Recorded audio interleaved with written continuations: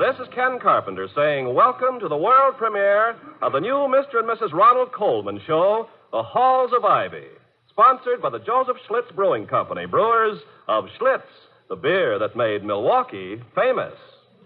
Now,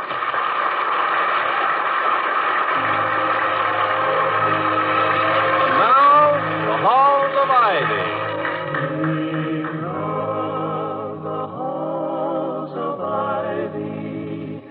That surround us here today, and we will not forget, though we be far, far away. Welcome to Ivy, the town of Ivy, and Ivy College. Ivy College is coeducational and non-sectarian, and its age is indicated by the fact that until recently, the curriculum required 2 years of Greek. Ivy is all American. Its student body is a pretty fair cross-section of our country's youthful seekers of knowledge. Dr. William Todd Hunter Hall, Ph.D., LL.D., and M.A., is president of Ivy, at least until the end of the month. His reappointment is under discussion now by the Board of Governors, now meeting in the east wing of the library. I have to catch the 4 o'clock train back to town. Is to get a $20 gold. I hope you can make it for the weekend. I really do. Gentlemen, we have one more item of business on our agenda, and an important one. It concerns the reappointment of Dr. Hall as president. Hardly a matter for controversy. He's made a fine president. Shouldn't take long. Gentlemen. Of course not. It seems to me, as chairman of this board, that Dr. Hall's record is so eminently satisfactory that there can be no serious obstacle in the way of his confirmation. His 6 years of service has... Mr. Wellman? Yes. What about Mrs. Hall? Mrs. Hall is the nicest woman on the Have campus. you anything else to worry about? Gentlemen, It's an gentlemen, inspiration for everybody. Gentlemen. What about Mrs. Hall, Mr. Wellman? Well, I've nothing against the lady personally, but it seems to me that I mean, this is hearsay, of course, and I don't ordinarily pay much attention to student gossip. Will you please get to the point, Mr. Wellman, if there is one? There is one. To put it bluntly, there is some doubt in my mind whether a man whose wife is an ex-actress and a musical comedy actress at that is the right woman. I mean, if he is the right man to be president of a college like Ivy with a conservative tradition. The tradition of this college is to have an elected... Gentlemen, please. Mr. Wellman has raised a point which, however seriously it should be taken, does have a bearing on Dr. Hall's reappointment. My personal feeling, for your information, is that Mrs. Hall's charm and sympathy for and with the younger element is a definite advantage to Dr. Hall's work. This is one opinion. You may hold contrary ones. But I should like to confine the discussion to a period of 1/2 hour. At that time, we will vote for or against reappointment. Mr. Merriweather? Mr. Chairman, I'm not an Ivy alumnus. I just happen to be a filthy, rich, old man who's dropped some fairly large sums of money on your campus. Wait a minute, Merriweather. The dignity of this college... Dignity, my foot. Gentlemen. If you please, gentlemen. Order, please. May I remind you that appointing a president of this college is a serious matter, and any pertinent discussion should also be serious. The question of Dr. Hall's fitness and the character of his family...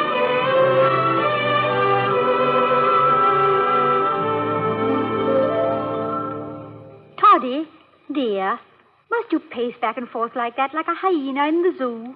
A hyena? That's a rather rude comparison, Victoria. A hyena is a nasty animal. If we must be zoological, let me be something a little more noble. A tiger. A lion. That's what you are, the king of the beasts. Well, thank you. And like a lion, you must be brave, dear. My dear woman, bravery in a college president, even in a former college president. Oh, don't say that. Oh, it could happen. But as I was saying, bravery in a college president is a superfluous virtue. And practically the only virtue not absolutely required. If the governors of this college... What do you suppose they're doing at their wretched board meeting? Playing parcheesi? Temper, Toddy, temper. Successful college presidents never lose their tempers. I know. And will you please try not to call me Toddy? even in these sacred precincts. Someday you'll use it in front of some eager young beaver in the School of Journalism. And 3 weeks later, they'll find me at my desk with a hole in my head and a smoking pistol in my hand. I'll try, dear. I know what the cheerleaders will do with it, too. Tell me, how do they notify you that you are to be booked for another term? Booked is hardly the word, Victoria. I am not a juggling act. Well, we all have our professional phrases, dear. Sometimes... Well, here it is. Te morituris salutami. What does that mean? It means, here's mud in your eye from we who are about to be reappointed or not. Latin. Well, let's get it over with. I'll let them in. You be busily reading your fan mail or something. Hello, Mrs. Hall. Gee, I'm glad you're home. Can you give me a few minutes? Well, frankly, Pushy, it is rather an awkward time. But what's the trouble? Oh, it's that waltz clog I'm doing in the Junior Follies. I can't seem to remember it. Would you brush me up a little? Ask them in, Victoria. Yes, dear. Come in, Pushy. It's Pushy Morgan. Gee, I'm sorry to bother you all the time, Mrs. Hall. But the way you explain things are clear as crystal. And when I get up at rehearsal, Oh, hello, Dr. Hall. Hello, Morgan. Did you bring a message from the Board of Governors? No, sir, I don't. No, I've been trying to teach him a dance for the Junior Follies, William. A waltz clog. He wants to brush up a bit. Really? Now? Yes, sir. Well, pull that rug aside, Pushy, while I put a record on. What were we using? The Sidewalks of New York, remember? Am I in the way? Certainly not, dear. Just stand over there by the piano. Pushy has an unfortunate habit of flinging his feet sideways. It makes for a very loose line in the chorus. Now, watch. See? Don't toss yourself about too much. Contain yourself. Economical movement. Move the shoulders as little as possible. Now, try it. Gee, it sure looks easy when you do it. Well, okay. Oh, no. Hold it, Pushy. Stop the music, will you please, William? Gladly. May I say, Morgan, I don't think you do too badly. Well, thank you, sir. Oh, I know I'm no Fred Astaire, but Mrs. Hall is a wonderful teacher. What was I doing wrong, Mrs. Hall? Well, your balance is all wrong, Pushy. Watch how I shift my weight. See? Now, here's what you're doing. Oh, I think I see what you mean. Look, more like this, huh?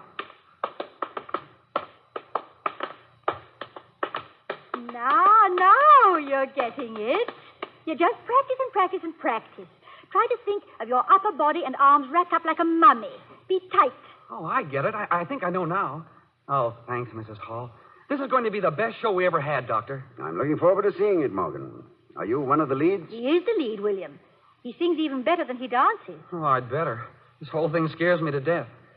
When I think of opening night and me doing the waltz clog in front of all those people, gee, I'd almost rather be back in Okinawa.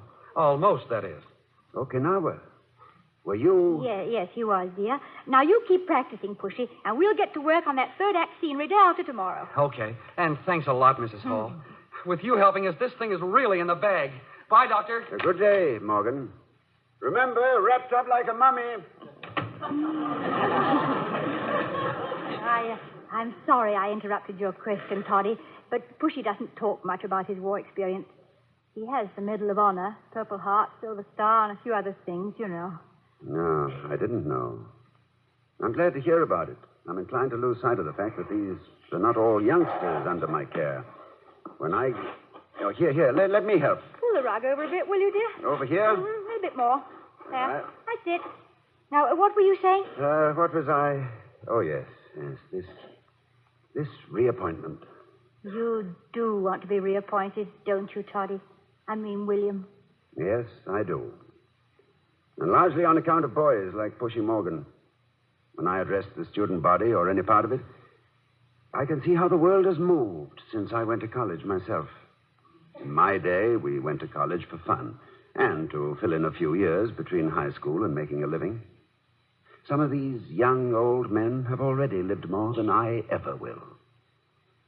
And even the inevitable few who are here to avoid work are affected in spite of themselves by the veterans and the ones who are playing for keeps.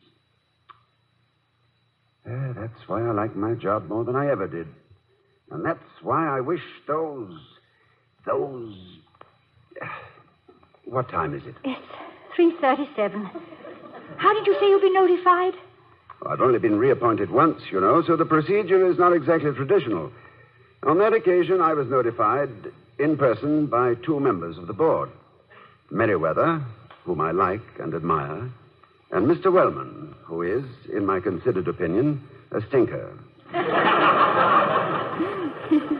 Is there any doubt in your mind that you will be reappointed? I'd be an idiot to take it for granted. Reappointment means a salary increase. Oh, Toddy, how wonderful. Yes, and a salary increase naturally brings out the watchdog instincts of the conservative members. You mean that some of them would actually fire their president just to save a few miserable dollars? Vicky, I love you very deeply, but you are shamefully ignorant of some of life's basic facts. I know, dear, but... The Board of Governors is made up largely of wealthy men, retired industrialists, philanthropists. Dissimilar as they are, they have one trait in common. None of them sees anything miserable about a dollar. Furthermore... Telephone, dear. Toddy, aren't you going to answer it? Let it ring. But, darling, the governors... The governors are hard to take. Let me play hard to get.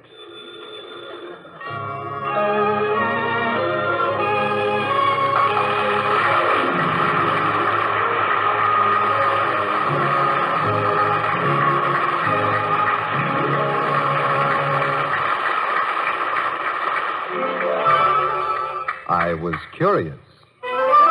I tasted it. Now I know why Schlitz is the beer that made Milwaukee famous. In just a moment, we'll return to the Halls of Ivy, starring Mr. and Mrs. Ronald Coleman. There's just time now for you to hear how one man learned something very interesting. Here are his own words. Well, my story is about a neighbor who isn't a neighbor, and a front porch that's really a penthouse, and how I first came to taste Schlitz beer.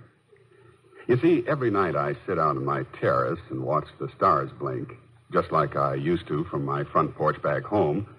But it isn't the same because although my next-door neighbor sits on his terrace just 3 feet in a flower box away, we never speak.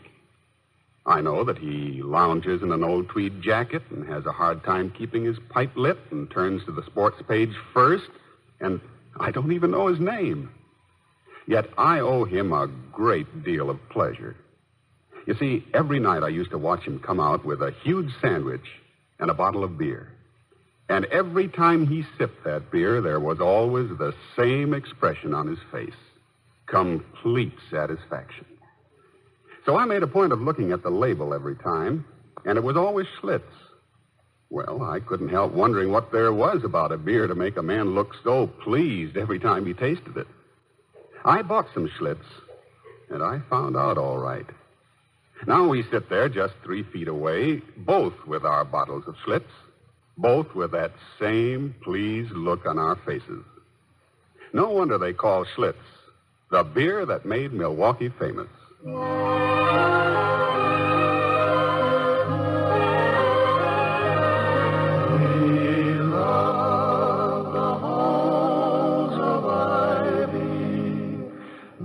Surround us here today. As we rejoin the Halls of Ivy, where... Pardon me, the phone's ringing. There's the telephone again, William. That's the 3rd call. I think you've taught them a lesson. Oh, very well. Dr. Hall's residence? Oh, yes. Yes. Bad news, you say? Well, frankly, I rather expected it. Well, thank you for calling. Yes, as soon as I can. Goodbye. I'm sorry, dear. Well, it can't be helped. I suppose I was lucky to get the one I really wanted. The one... What do you mean? What did they say? Well, they said they just got the copy of Wiener's book on cybernetics I ordered. 2 of the others I wanted are out of print.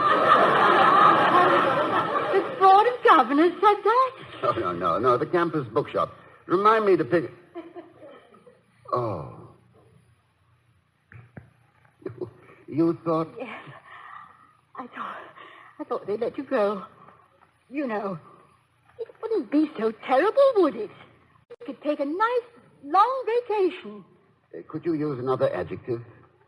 Well, such as brief or enjoyable or the usual well-earned? Oh, you wouldn't be out of work very long, darling. You're a good college president. You're the best college president I know. Thank you. But I'm afraid your limited experience... Was that the phone? Was what the phone, dear? I thought I heard the phone. What time is it? It's 4 minutes to 4. Get your coat and let's go for a walk. But Toddy, William, what if the Board of Governors, if they should call while we're out? Let them find me. One of the janitors on Fraternity Row has a bloodhound. They can track me down. We can't do it, William. We can't meet rudeness with rudeness. No. All right. As usual. My father used to say that the real test of manners was being able to meet bad ones with good ones. But what the devil do they find to discuss all the afternoon? I'll bet Wellman has something to do with this. Mr. Wellman, the stinker. Mr. Wellman, the revolving stinker. He's a stinker any way you look at it. Just exactly. What does the fragrant Mr. Wellman do for a living? Well, my personal opinion is that he waylays little children on their way to the candy store and steals their pennies. But according to various other sources of information, he is a soup magnate. Soup? Soup. I suspect that his grandmother was a witch and invented a broth which became a family recipe. I'm afraid to eat any. I might turn into a frog. And I can't swim. Don't be bitter, dear. After all, you don't have to have this job. No, we could hitchhike out to California and pick fruit. The harvest. Do ladders make you nervous? No, not a bit. Do you remember Lulu's mad moment? Oh, no, of course you don't, dear. It just played for 3 nights in Golders Green, I think. But I was Lulu, and I spent most of the second act on a ladder singing interminable choruses of "Ooh, old Art and Helping Hand." Sounds like a resounding success. It was a dismal mistake. The critics, however... Well, it's about time. Now, shall I accept the reappointment, or shall we pick apricot? Oh, just play hard to get for 10 or 15 seconds, dear, and then give in gracefully. And Dr. Hall's residence? Yes? Oh. Well, that's quite all right. Not at all. Goodbye. Wrong number.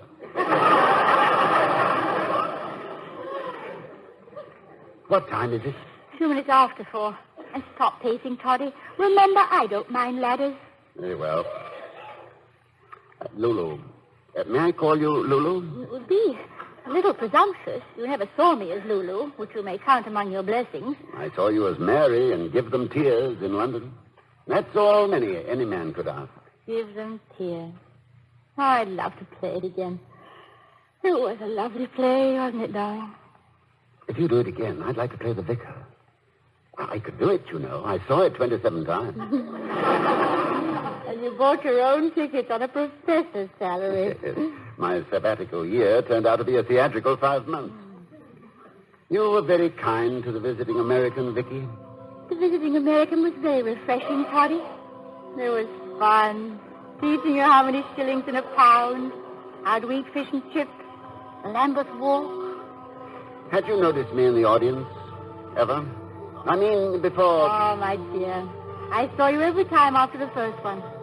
And then, the night my maid told me there was a gentleman. Miss, there's a Mr. Hall wants to see you. A Yank by the looks of him. What does he want, Penny? I don't know, he didn't say, but he's a pleasant-spoken man and nice-looking. None of the ordinary runnerback stagers. Oh, I'll see him. Yes, miss.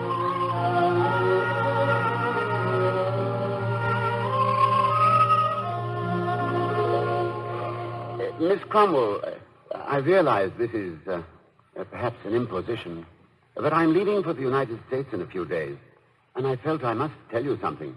Yes, Mr. Hall. Or is it Professor Hall? Oh, no. Or Dr. Hall? No, it doesn't matter. What does matter is that I am not ordinarily much of a theater goer, but I've seen you in this very beautiful play, 26 times. And I'd feel that I had been lacking in simple courtesy had I not told you in person how much genuine pleasure you have given me. The hours I have spent watching you will be a memory which I shall treasure the rest of my somewhat dull life. I am most grateful. Oh, Mr. Hall, this is really... Penny, go away. Oh, yes, miss. Please sit down, Mr. Hall. Oh, thank you, but, well, I've been told this is a rather inconvenient time to visit backstage. My ignorance of theatrical procedure... Your ignorance of the rules, Mr. Hall, is rather refreshing. And you don't want an autographed photo or an endorsement of some brand of petrol or to discuss a tentative new motion picture over a late supper. No, none of these things. No, I merely wish to say thank you. I might also say that dressing room views of one's favorite actress are popularly supposed to be disillusioning. I'm always glad to help kick a superstition in the head. Oh, well, I'm glad I'm your favorite actress, Mr. Hall. You're becoming my favorite audience. Tell me, why did you wait so long to come and tell me all these nice things? Well, frankly, I hadn't the courage. Until tonight. And the thought of going home without hearing you speak to me in person was simply intolerable. So, thank you once more. Don't go, Mr. Hall. Sit down again. I want to talk to you some more. Why, anyone who thinks as highly of me as you do and says so beautifully is to me a very stimulating conversationalist.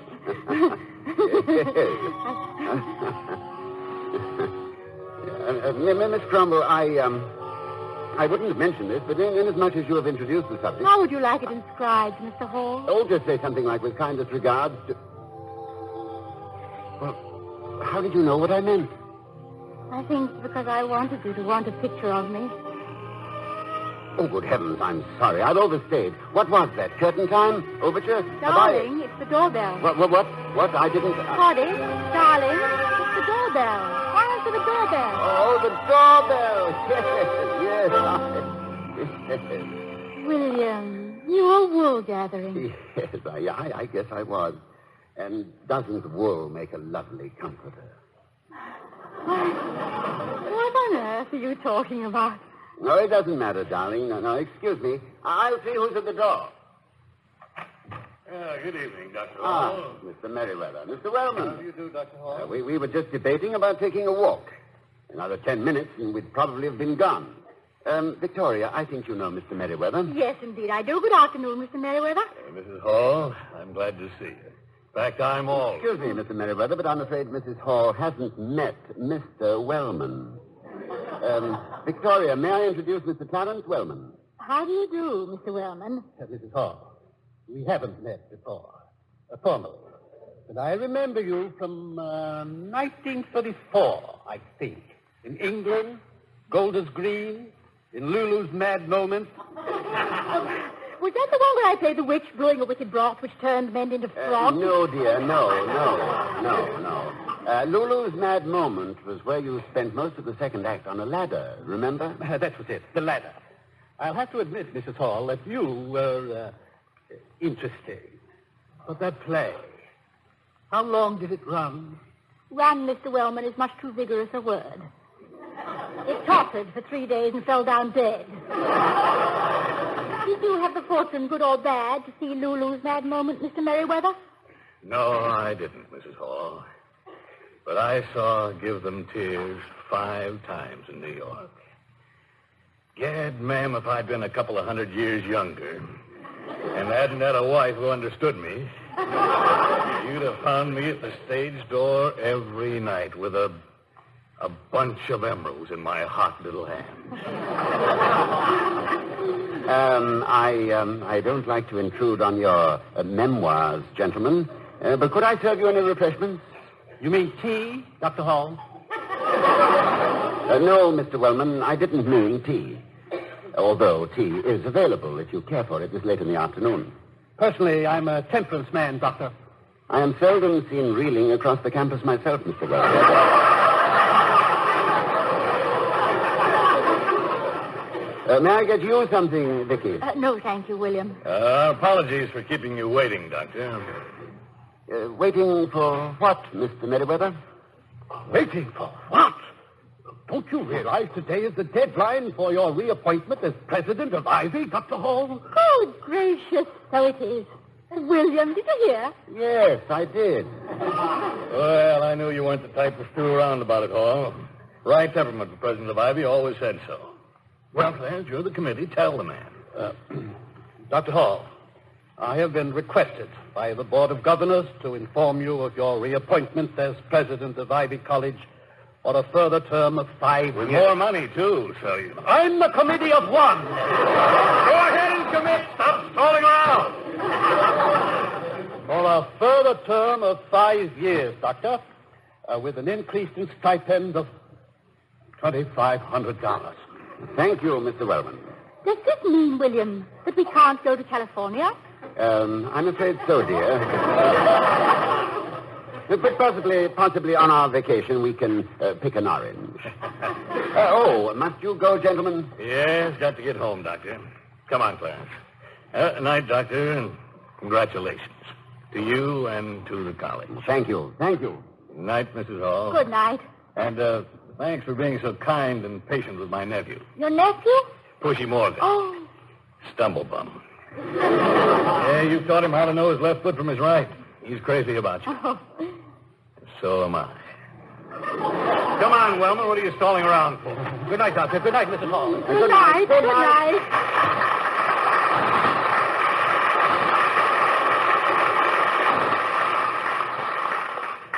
Congratulations, Doctor.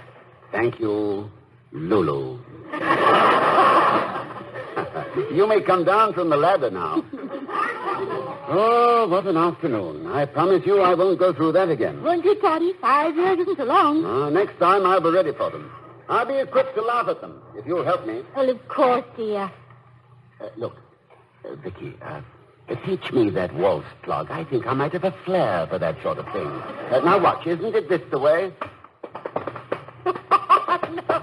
No. Look, Toddy, like this.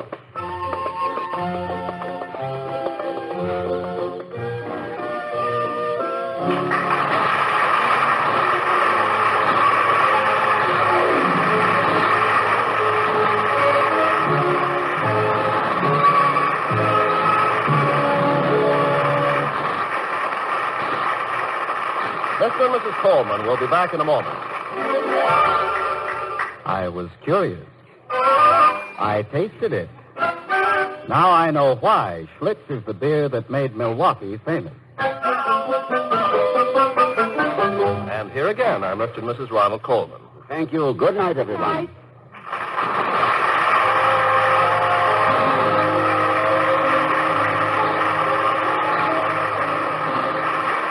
We'll be seeing you next week at this time at the Halls of Ivy, starring Mr. and Mrs. Ronald Coleman. The other players were Herbert Rawlinson, Herbert Butterfield, Willard Waterman, Gloria Gordon, and Lee Millar. The Halls of Ivy was created by Don Quinn, directed by Nat Wolf, and presented by the Joseph Schlitz Brewing Company of Milwaukee, Wisconsin. Ken Carpenter speaking.